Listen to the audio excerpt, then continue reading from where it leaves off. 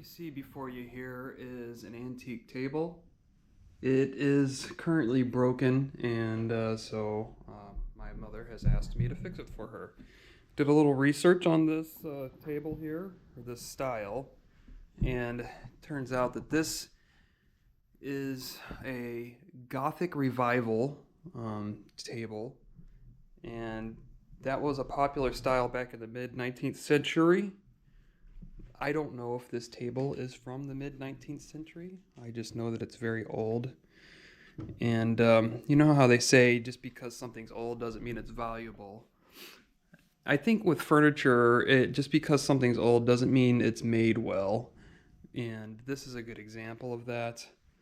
The fix that I'm going to do today is this table is completely cracked straight through. And the reason why it is cracked is because of the way it was built. I'm going to flip this table upside down and I'll show you. This is a heavy table. I'm pretty sure it's made out of oak. It's got the feet, the legs are fairly narrow, but then they kind of thicken towards the feet and it almost looks like small hockey sticks. You have the legs, you have the central column, and then the legs attached to the subframe here. The subframe is screwed directly to the tabletop, and that created captive joints. And if you don't allow the wood to move, those joints end up popping. That's what happened here. Same thing goes for this skirt piece. It's screwed here, and it's captured two joints. And so one of the joints failed with the seasonal wood movement.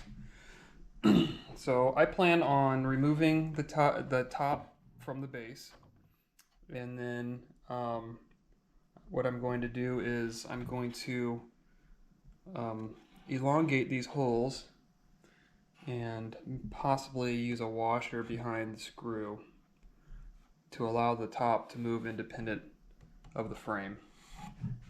I will joint these edges, re-glue them. I'll also do the same thing for these skirt pieces and allow that to move as well. And then this thing should be good for another 100, 200 years. Capturing the joint is not necessarily the only reason that joint could fail. It could just be because the glue deteriorated over time. I did notice that this is a little loose, so it may have been enough to allow the wood to expand and contract over time, but we'll never know. Let's see what condition this hardware is in here.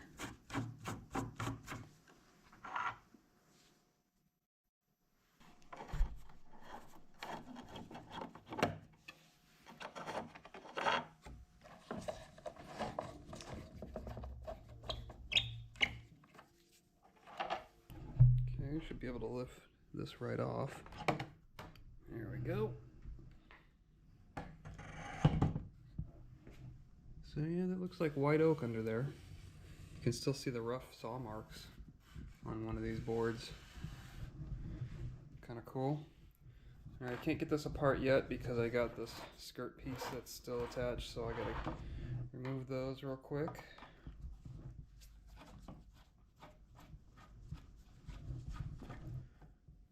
It's nice that none of this was glued, so usually what happens when a piece starts to come apart is that the owner of the piece gets desperate and tries to glue the pieces back together and glue them to the base as well, and then that just creates additional problems.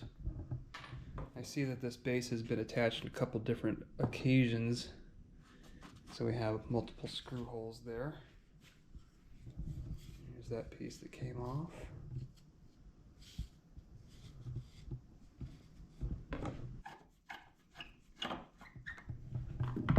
Alright, so there's the other skirt piece. This is as far as I'm going to take this down. So Here's the break, and it looks like it was a tongue and groove style joint. I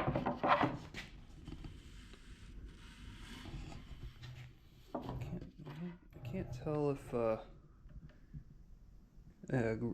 it's been anybody's attempted to re-glue it, but I can see that the stain has leaked into the joint, so it almost looks like it had been refinished at some point after the joint failure.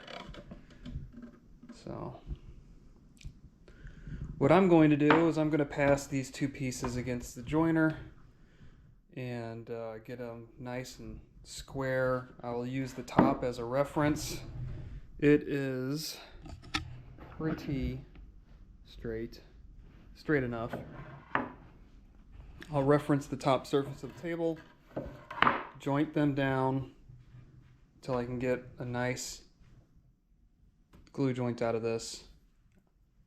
There's going to be minimal loss of material, and we'll see, and then I'll try to glue it up and see how it goes.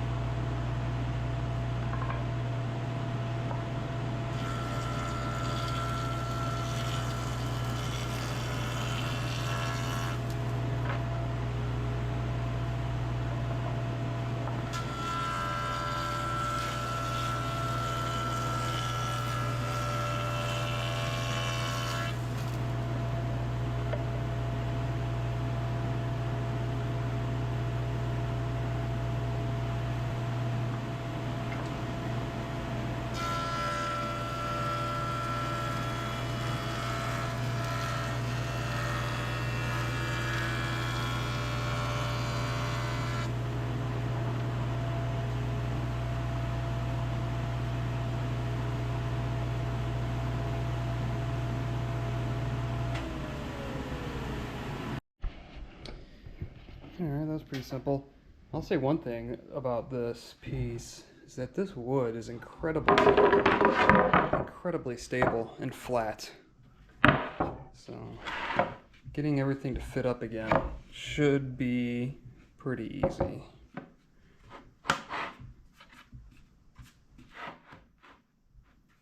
Get a nice tight joint there.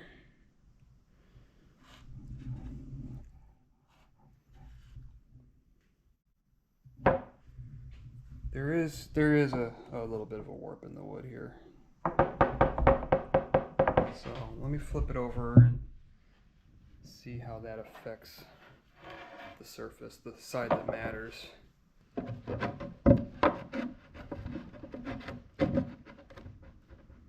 think we should be good.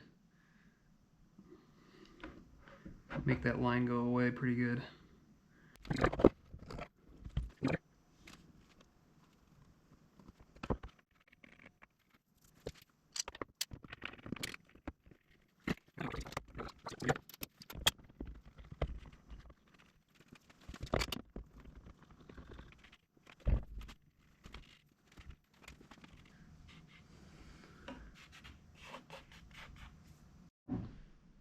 I wanted to flip it over and just to check the joint, and pretty good. It's not perfect.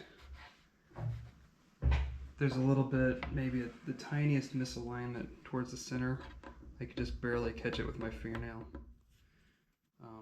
But I mean, that's like less than a 64th of an inch.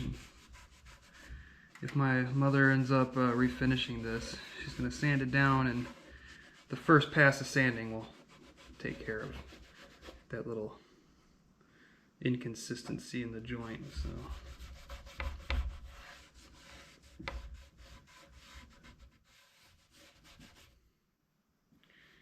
I'm not worried about it.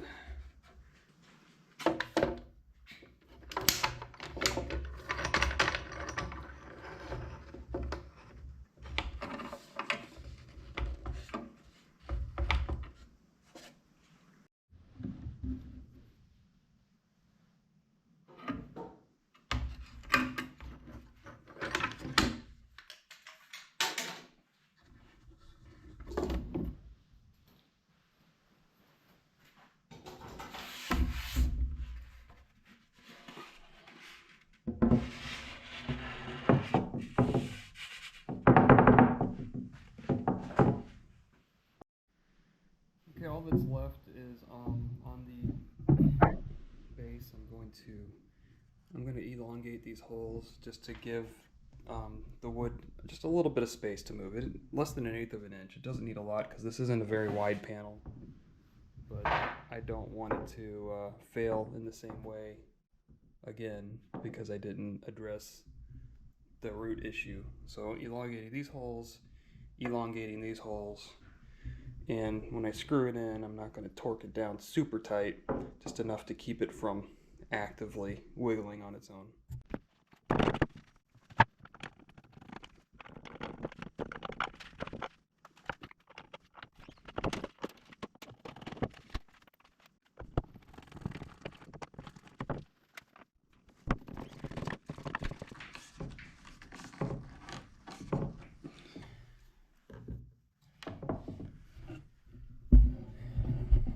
So ideally I would have used a pan head screw or something that had a flat profile instead of the tapered profile of the wood screw, but these wood screws are pretty old. I don't know if they're original or not, but I decided to just reuse them. There's plenty of room for them to wiggle now and conform to any of that seasonal movement. All that's left is to put these skirts on, and this guy's ready to go. Alright, so here it is, all done. You really can't tell that, I mean, you can see a seam, but it definitely looks a lot better than the table that was split into 2 pieces. And so, don't let the fact that I used a jointer discourage you from trying something like this on your own. One of the beautiful things about woodworking is there's always, you can do certain things 100 different ways. It just depends on what you're comfortable with and what type of tools you have available to you. So I use the jointer because I'm comfortable with the jointer and I know it'll give me a good result. I could have just as easily used my table saw. I could have used, that disc sander back there to true up the ends. You could use a router. There's a whole bunch of ways that you can prepare the edges of a tabletop. It doesn't have to be the most expensive option. But that's it. I mean, this isn't really anything groundbreaking or anything. It's just a quick repair and a little discussion about what caused the failure in the first place. So I hope you enjoyed the video, and I'll see you guys next time.